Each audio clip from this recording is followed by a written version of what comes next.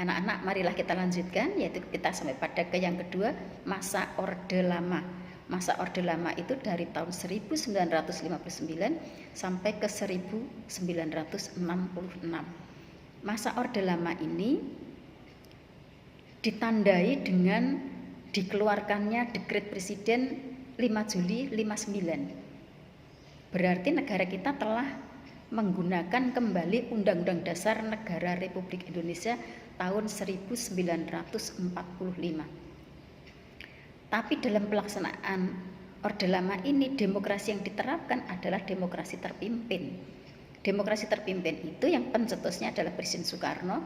Demokrasi terpimpin ini demokrasi yang seluruh keputusan pemikiran dalam pemerintahan negara itu berpusat kepada pemimpin negara. Nah, karena berpusat pada satu orang pemimpin negara, anak-anak, sehingga banyak terjadi penyimpangan. Bahkan pada waktu itu di negara kita kondisinya tidak dalam kondisi yang stabil, anak-anak. Tidak ada kestabilan. Pembangunan ekonominya tersendat. Karena apa? Karena sering terjadi pergantian kabinet. Kabinet tahu ya anak-anak ya, kabinet itu susunan para menteri ini berganti-ganti gitu ya. Kemudian penyimpangannya sekarang, penyimpangan yang terjadi pada masa Orde Lama itu antara lain, karena yang kita bahas di sini adalah penerapan Pancasila kan.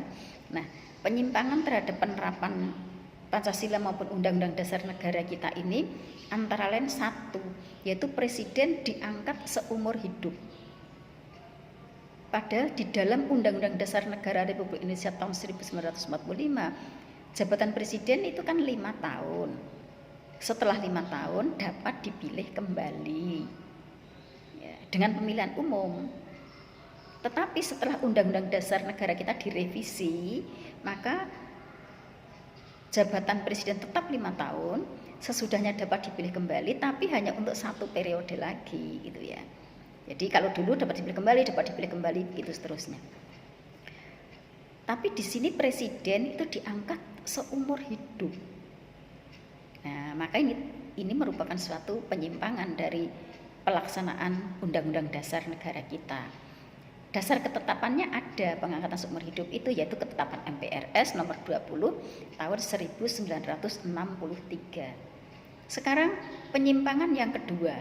Penyimpangan kedua yaitu presiden mengeluarkan Penpres nomor 3 tahun 1960 yang isinya adalah membubarkan DPR. Padahal anak-anak, sesuai dengan Undang-Undang Dasar Negara kita sebelum direvisi, itu di negara kita kan ada lembaga-lembaga negara. Lembaga negara itu kan ada 2, lembaga tinggi dan lembaga tertinggi. Lembaga tertingginya itu MPR, yang lainnya adalah lembaga tinggi. Presiden, DPR, DPA, BPK, MA itu semuanya itu lembaga tinggi. Sehingga di antara lembaga tinggi ini tidak bisa saling menjatuhkan, tetapi di sini presiden membubarkan DPR, berarti kan menjatuhkan DPR gitu ya. Ini berarti kan melanggar Undang-Undang Dasar. Kemudian sekarang yang ketiga, presiden membentuk MPRS, Majelis Permusyawaratan Rakyat Sementara. Ini dibentuk oleh presiden. Yang anggota-anggotanya ada 3, yaitu diambilkan dari DPR GR, kemudian dari utusan daerah dan dari utusan golongan. Nah, seharusnya untuk kedudukan MPR itu kan harusnya kan melalui pemilihan umum, tetapi di sini presiden membentuk MPRS.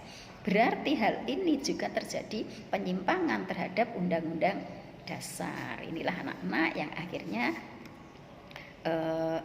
nanti lambat laun akhirnya kepemimpinan Bapak Presiden Soekarno ini nanti akan istilahnya ya lengser gitu ya. Untuk Orde Lamanya cukup dulu ya, nanti kita lanjutkan ke Orde Baru.